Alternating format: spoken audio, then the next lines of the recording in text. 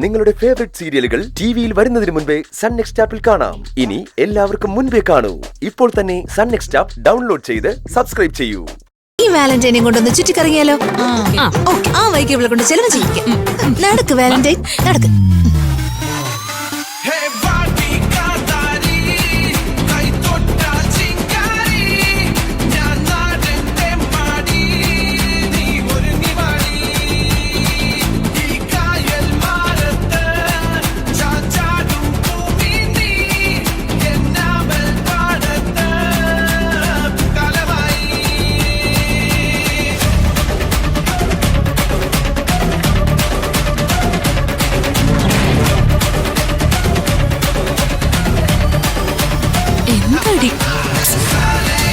മതി മതി, വാ വാ വാ വാ, പോ പോ പോ, വന്നേ, നടക്ക്. Bye bye.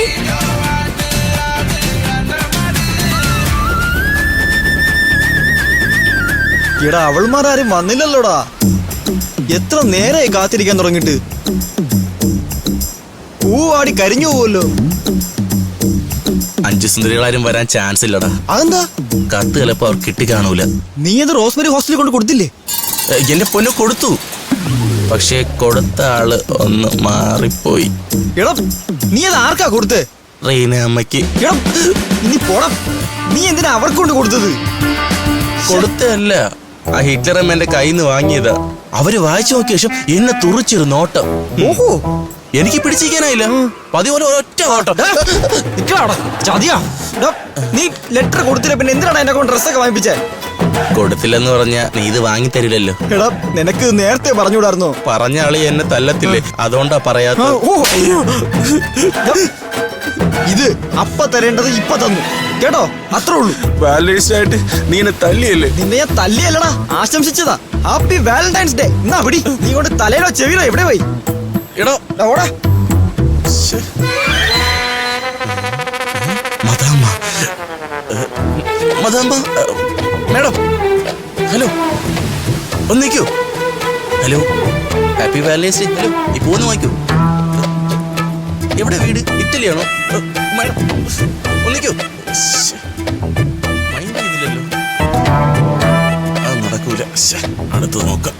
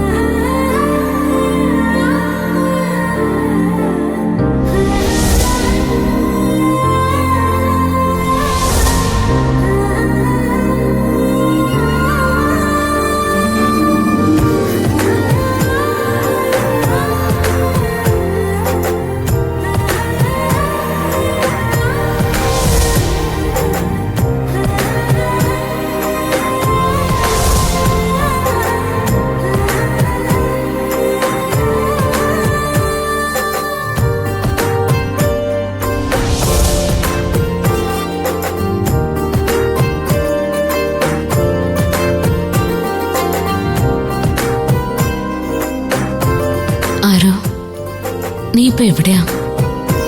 ഇനി നിന്നെ കാണാൻ പറ്റില്ല എനിക്ക്. നിന്റെ കോണ്ടാക്ട് പോലും എൻ്റെ കയ്യിലില്ല. നീ എവിടെന്നോ വന്നു, എങ്ങോട്ടോ പോയി. എന്നെങ്കിലും നമ്മൾ കാണുമായിരിക്കുമല്ലേ? ഇപ്പോഴാ എനിക്ക് നിന്നെ ശരിക്കും മിസ് ചെയ്യുന്നത്. കിരണിനെയും മേഘയും അനുവിനെയും ഷൈനിയും ഒക്കെ കാണാതിരിക്കുമ്പോൾ തോന്നുന്ന പോലെ നിന്നെയും.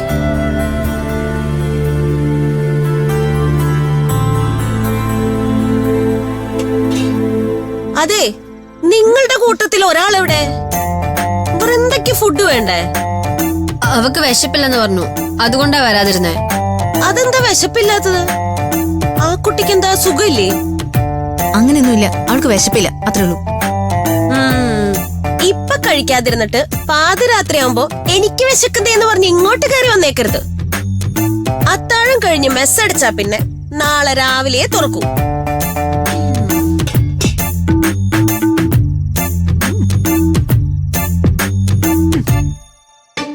എന്താ വിശപ്പില്ലാത്ത?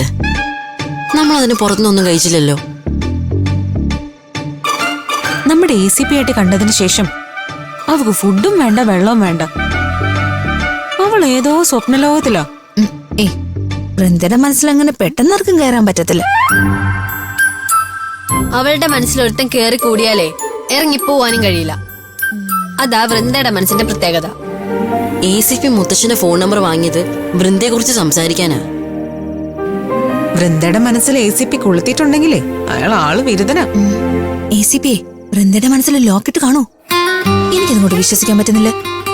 ACP കാണുന്നതിന് മുമ്പ് വൃന്ദയുടെ ഭാവാഭിനയം കണ്ടപ്പോ അവൾക്ക് എന്തോ ഒരു ഇതുണ്ടോ എന്നൊരു സംശയം.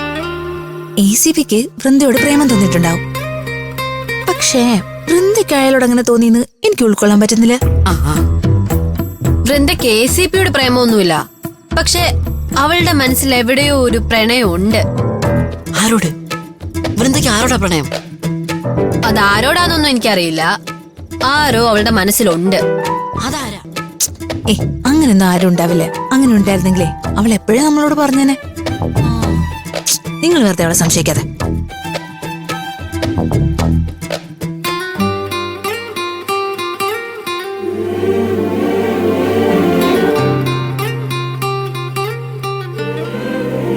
ആരവിനെ പോലീസ് പിടിക്കോ?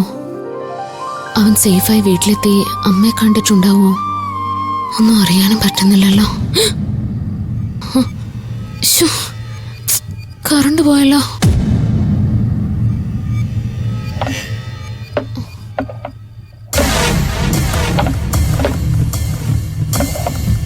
അവിടെ എന്താ?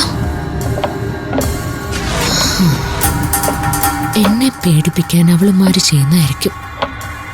കിരണേ, അനു, മേഘ, ആരാത്? ദേ എന്നെ പേടിപ്പിക്കല്ലേ, ഞാൻ പേടിക്കില്ല.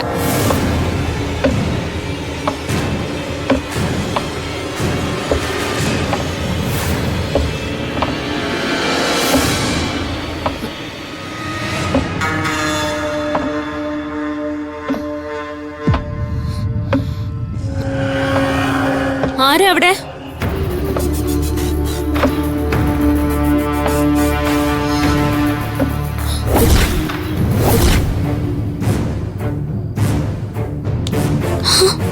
ഇതാരാ?